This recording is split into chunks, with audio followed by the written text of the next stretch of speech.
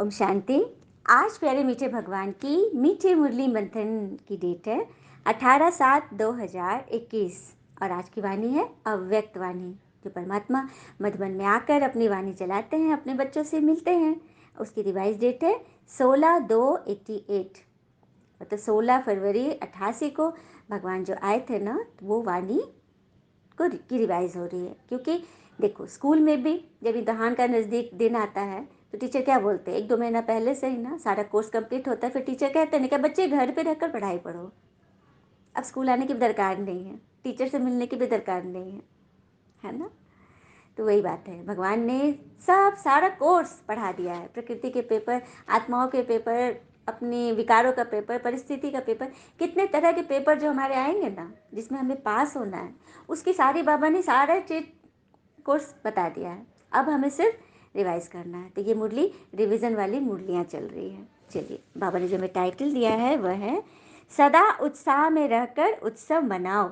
बहुत सुंदर, इतनी सुंदर वाणी है कि रोम रोम उत्सव मनाएगा। तो आज विश्वेश्वर बाबा अपनी विश्व की सर्वश्रेष्ठ रचना व श्रेष्ठ आदि रत्नों से अति स्नेही और समीप बच्चों से मिलन मनाने आए हैं। तो कौन आया है किससे मिलन मनाने? विश्वेश्वर विश्वनाथ भगवान आए हैं अपने विश्व की सर्वश्रेष्ठ रचना आदि रचना से मिलने के लिए। वैसे तो विश्व की सभी आत्माएं भगवान के बच्चे हैं, किंतु ब्राह्मण आत्माएं उनकी आदि रचना ईश्वर की हैं, जो कि भगवान के साथ वह समान ही अवतरित होकर उनके कार्य में सहयोगी बनी है। आगे बात समझ में कि भगवान किन बच्चों को विशेष याद कर रहे हैं, क्योंकि जो उनकी आदि रचना है, जो उनके अपने हाथ के गढ़े हुए बच्चे हैं, जिन्होंने इस कल्प में, इस संगम युग पर भगवान की मदद की थी, भगवान के इस विशेष नरक को स्वर्ग बनाने के कार्य में सहयोगी बने थे और पवित्रता को धारण किए थे, उन बच्चों से मिलने भगवान आए हैं।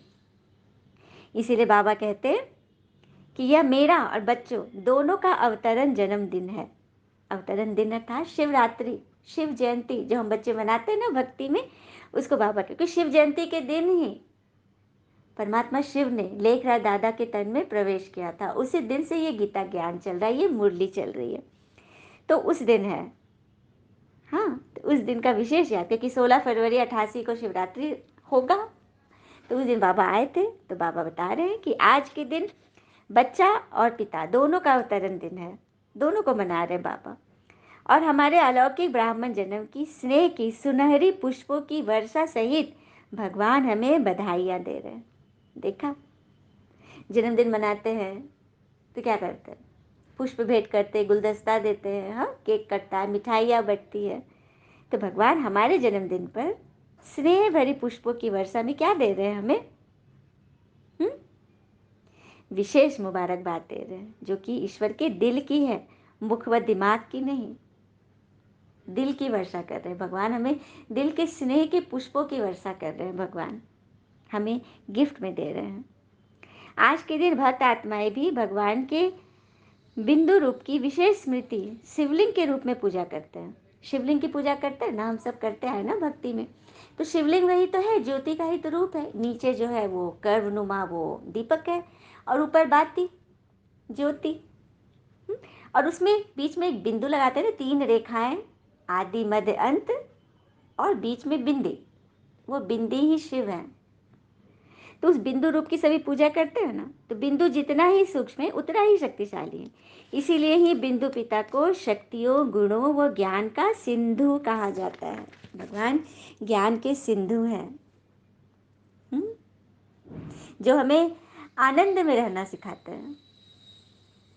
एक बार की बात है, कोई व्यक्ति रास्ते से गुजर रहा था, तो सामने से एक परिचित मिल गया और उससे पूछा, मजे में हो ना? तो उसने जवाब दिया, आनंद में हूँ। तो पहले वाले ने फिर बोला कि इन दोनों में क्या फ़र्क है?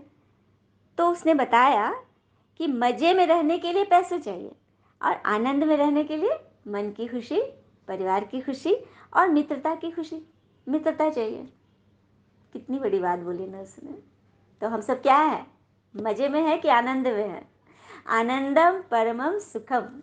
आनंद का कोई अपोजिट नहीं है, हर एक चीज़ का अपोजिट। सुख का दुख है, प्रकाश का अंधेरा है, हाँ, लाइट का भारी है, मतलब हर चीज़ का अपोजिट है, लेकिन आनंद का कोई अपोजिट नहीं है। तो सबको निर्मल आनंद में रहना है, यही भगवान हमसे चाहते हैं। जो ज्ञान गुणों के सिंधु है, हमें वही सिखा रहे हैं। फिर बाबा ने बताया कि शिव जयंती पर बच्चे शिव बाबा के स्मृति चिन्ह का झंडा लहराते हो ना। हम सभी बाबा के नाम का झंडा लहराते हैं ना। बाबा का जो लोगो है, शिव बाबा का जो परमा छत्र छाया वाला, उसका झंडा लहराते हैं ना। तो बाबा भी झंडा लहराते हैं। कौन सा? अपने दिल में सभी बच्चों की विशेषताओं के स्नेह का झंडा। कौन सा झंडा लहरा रहे बाबा? अपने दिल में हम सभी बच्चों की विशेषताओं के स्नेह का झंडा। तो देखा कितने झंडे हो गए पिता व बच्चों के, जितना दुनिया में कोई नहीं लहरा सकते। एक तरफ बच्चे भी लहरा रहे हैं लौकिक झंडा, हाथ में झंडा लेकर के, और दूसरा भगवान सभी जितने बच्चे झंडा लहरा रहे हैं ना, बाबा उन सभी का झंडा अपने दिल में लहरा रहे हैं, उनकी विशेषताओं का झंडा। तो हम सभी इस चीज़ को फील करें कि स्वयं साक्षात बाप दादा हमारे सामने हैं, और हम सब के हाथ में शिव बाबा का झंडा है, सबके हाथ में। और हम सब दो दो हाथ का झंडा है हमारे हाथ में, दोनों झंडा ऊपर किए हुए हैं। और भगवान के दिल का भी झंडा हमें दिख रहा है।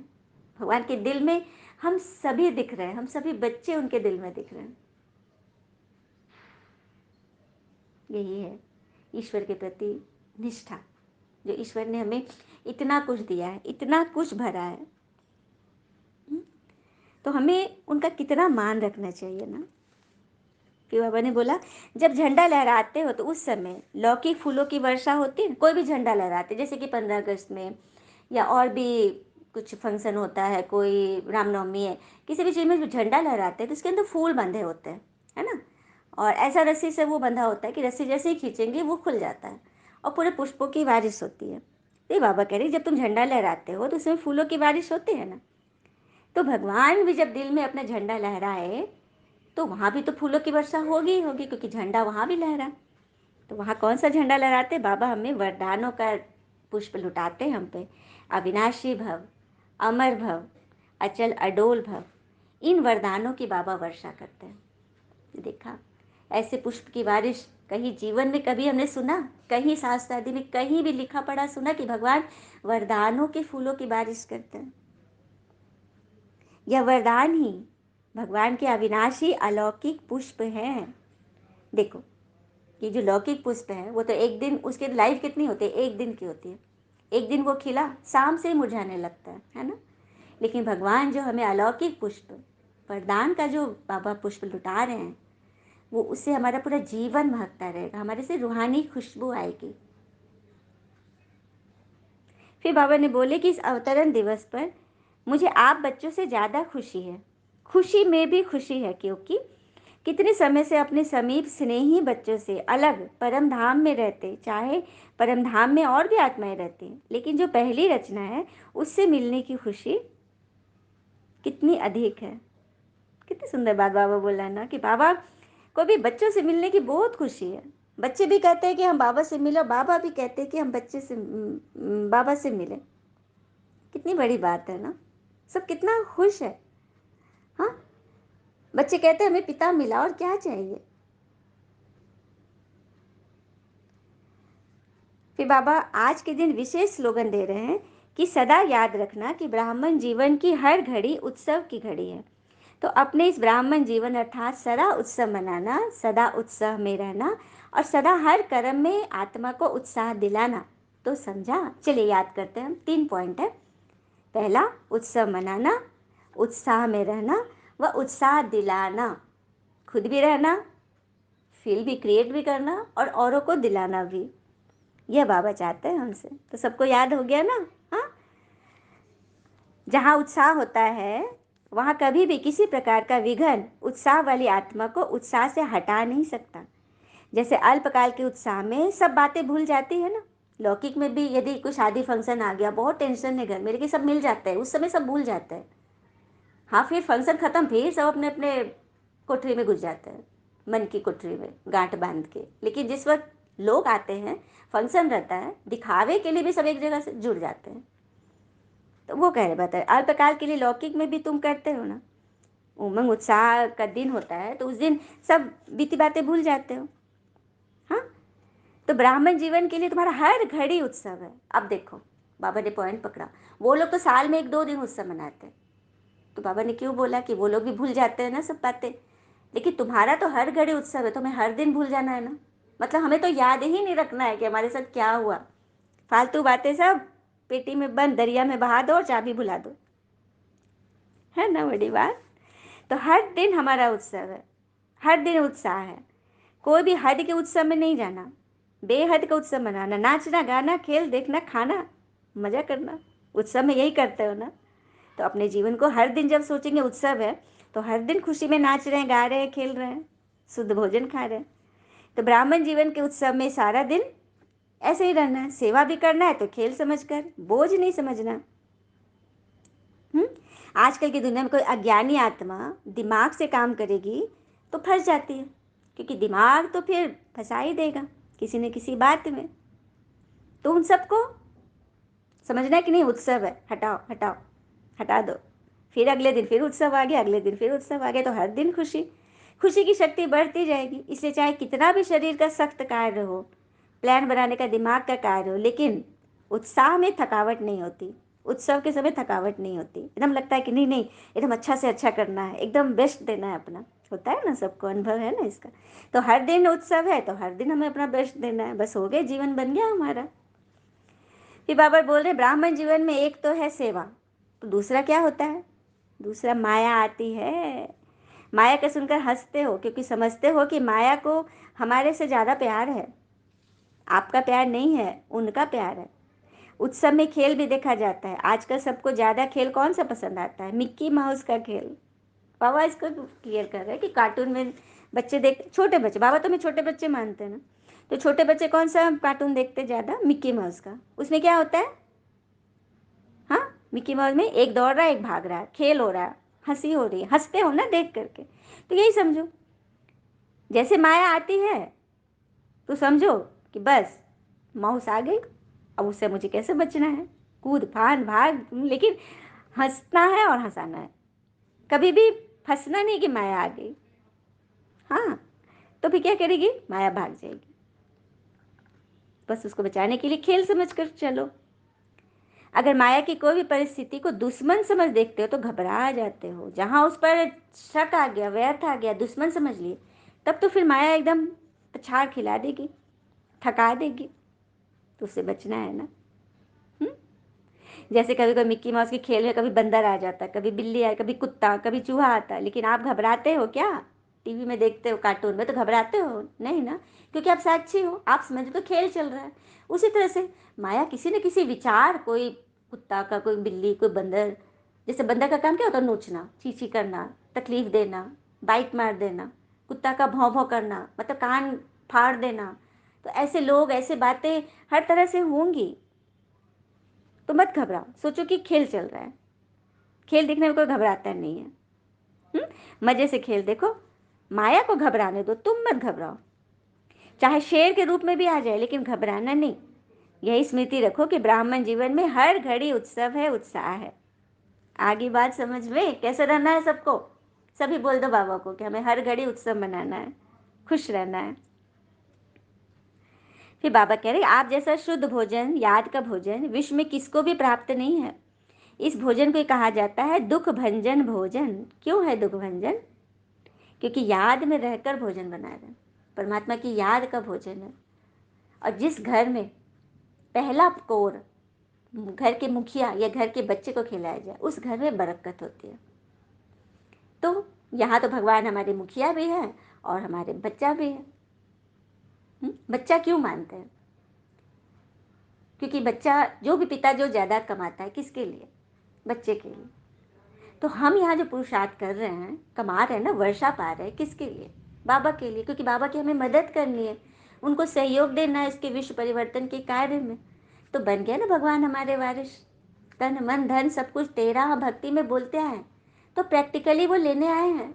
क्योंकि क्या देना, तन भी रोगी है, एकदम जगह जगह चिट्टी लगी हुई है, दर्द है, बीमारी है। मन, मन में भी दाग है, अतीत की, भविष्य की चिंता फिक्र, 2500 वर्ष के विकर में वो मांग रहा है भगवान। और धन, धन भी यहाँ कोई एकदम शुद्ध तरीके से नहीं कमा रहे पसीने की कमाई हर एक की नहीं है, अपवाद होंगे कोई एक दो। तो ये मांग रहे बाबा तन मन धन, जो कि एकदम सड़े हुए हैं। मतलब पुरानी चीज मांग के बाबा नया तन मन धन देंगे, तो उसमें भी हम पीछे रहते हैं। तो शुद्ध अन्न से मन और तन दोनों शुद्ध हो जाता है। अगर धन भी अशुद्ध आता है तो अशुद्ध धन खुशी को गायब कर देता है, क्योंकि चिंता रहेगी ना। हाँ, अब कोई डॉक्टर है, पेशेंट आया, वो गरीब है, लेकिन ऑपरेशन उसको लाख रुपए चाहिए ही चाहिए, वो कहाँ से देगा? किसी से मांग कर उधारी ला के दिया, अपना शरीर बेचकर किसी तरह से भी वो ला के दिया पैसा, और उस पैसा को हम घर लाए, तो उससे बरकत आएगी? नहीं आएगी। वो किसी न किसी रूप में निकल ही जाएगा, बढ़ जाएगा, और आपका संस्कार भी खत्म, आपका विकर्म भी जमा हो गया। तो हर एक चीज में हमें सोचना है। हाँ, चिता पर बैठने वालों को कभी खुशी होती है क्या? वो क्या एक तरह से चिता हो जाएगी, चिंता की चिता। तो शुद्ध अन्न मन और शुद्ध होगा तो बस हमेशा हम चिंतन में रहेंगे, चिता की तो कोई बात ही नहीं, हमेशा खुश, हर घड़ी उत्सव। याद में बनाया हुआ और याद में स्वीकार करने वाला अन्न दवाई का काम करता है और दुआ का भी काम करता है। इसीलिए तो भोग उपजाने वाले, लगाने वाले, देखने वाले, सुनने वाले, खाने वाले, सबका कल्याण हो, क्योंकि यह दुआ और दवा दोनों का काम करता है। और बच्चों को बहुत इसकी मतलब खींच है, तड़प भोग जिसको नहीं मिल रहा है तो वो देख कर ही खुश है ना। चलिए सब बाबा को थैंक यू बोलिए। तो खेल को साक्षियों को देखना है, स्वयं माया के चक्र में नहीं आना है। चक्र में आते हो तो घबराते हो। आजकल छोटे छोटे बच्चों को ऐसे मनोरंजन के खेल कराते हो ना, ऊंचा चढ़ाते, नीचे लाते, झूला जो झूलते हैं ना ऊपर नीचे, तो वही है माया। कभी परिस्थिति के ऊंचे झूले में चले जाएंगे, कभी नीचे आएंगे, कोई बात नहीं, खेल आएगा, कुछ जाएगा, कुछ बदलेगा, जीवन में तो चलता ही रहेगा। सीन ड्रामा चला ना, ड्रामा का हर एक सीन तो पास होता ही रहेगा, सेकंड बाय सेकंड, तो घबराना नहीं है। फिर बाबा ने बोला शिवरात्रि का उत्सव अर्थात उत्साह दिलाने वाला उत्सव सिर्फ आज का दिन नहीं, हर दिन। इस स्लोगन को सदा याद रखना। बाबा फिर से रिवाइज करा रहे कि हर दिन आपका उत्सव का दिन है, हमेशा याद रखना। तो आज का दिन डबल उत्सव का है, जैसे जीवन में उत्सव है ना, और से यादगार का भी उत्सव है। बाप दादा सभी विदेश के बच्चों को भी सदा याद करते हैं, मतलब विदेशी बच्चों को भी बाबा बहुत याद करते हैं। उनको बाबा ने डबल विदेशी बोलते हैं, डबल विदेशी, क्योंकि भारत ही विदेश हो गया, बाबा के लिए तो विदेश हो गया। अब भारत से भी दूर से आए तो डबल विदेशी हो गए। बाबा हर एक बच्चों को स्वीकार करते हैं, हर एक बच्चों को मान देते हैं। तो अगर कमजोरी का संकल्प भी बाबा के आगे रख दिया तो वह कमजोरी आपकी नहीं रही। मतलब कोई भी कमी कमजोरी अंदर है तो भगवान के आगे रख दो, तो वो कमजोरी आपकी अपनी नहीं रहेगी, ईश्वर की होगी ना। किसी को कोई गिफ्ट दे देते तो आपके पास तो वो चीज़ नहीं रही ना, तो दिल से देना है। और एक बात ध्यान देना है कि हमेशा अपनी बात कहने का अंदाज खूबसूरत रखो, ताकि जवाब भी खूबसूरत सुन सको। प्रेम की धारा बहती है जिस दिल में, चर्चा उसी की होती है हर महफिल में। किसकी चर्चा यहाँ होती है? भगवान की, क्योंकि वही तो है प्रेम के सागर। तो बाबा हम सबको प्रेम की नदियाँ बना रहे हैं, मास्टर प्रेम सागर। अब जैसे सागर के पास जाएंगे तो क्या वहाँ ठंडी लगेगी? शीतलता की हवा महसूस होगी ना। उसी तरह सूरज के पास जाएंगे तो हमें हीट, लाइट, एनर्जी सब मिलेगा। और एक चीज़ और होगा, पसीना बहेगा। सूरज के पास धूप में खड़े हो तो बहुत पसीना निकलेगा, निकलेगा ना ऑटोमेटिक। ना सूरज कुछ कर रहा है ना आप कुछ कर रहे हैं, बस उनके पास खड़ा होना ही हमारा पसीना निकालना है गर्मी से। तो बस परमात्मा भी तो ज्योति बिंदु है, ज्ञान सूर्य है, उनके सामने खड़े हो जाओ योग में, तो क्या होगा? किसका पसीना निकलेगा? आत्मा का पसीना। ये पसीना है हमारे विकर्म जो जन्म जन्म के किए हुए ना, वो बहेंगे। तो खड़ा होना है ना सबको परमात्मा की याद में, योग में। हुँ? तो बस बाबा हमसे यही चाहते हैं, जितना जितना ज़्यादा हम अपना पसीना बहाएंगे, आत्मा के विक्रम को भस्म करेंगे, पसीना रूप में निकालेंगे, ज्ञान सूर्य के सम्मुख जितना जितना जास्ती खड़े रहेंगे, उतना हमारे विक्रम विनाश होंगे और आगे का रास्ता भी हमारा तय होगा। बच्चों को निर्भीक बनाने के उमंग उत्साह से बाबा हमें कितना भरपूर करते हैं। तभी तो इसी सेवा से पिता को प्रत्यक्ष करने के उमंग को देख बाबा हर्षित होते हैं। सबके अंदर है कि हम भगवान को प्रत्यक्ष करेंगे, लेकिन उसके लिए स्वयं को प्रत्यक्ष करो, अपने घर, परिवार, समाज, है ना। फिर बाबा ने वरदान दिया, किसी की कमी कमजोरी को न देख अपने गुण व शक्तियों का सहयोग देने वाले मास्टर दाता भव। किसी की कमी कमजोरी को न देख अपने गुण व शक्तियों का सहयोग देने वाले मास्टर दाता भव। तो मास्टर दाता वह है जो सदा इसी रूहानी भावना में रहते कि सर्व रूहें हमारे समान वर्षे के अधिकारी बन जाए। किसी की भी कमी कमजोरी को न देख वे अपने धारण किए हुए गुणों का शक्तियों का सहयोग देना है। यह ऐसा ही है, इस भावना के बजाय मैं इसको भी बाप समान बनाऊं, यह शुभ भावना है। साथ साथ यही श्रेष्ठ कामना हो कि यह सर्व आत्माएं कंगाल दुखी अशांत से सदा शांत सुख स्वरूप माला बन जाए, तब कहेंगे मास्टर दाता।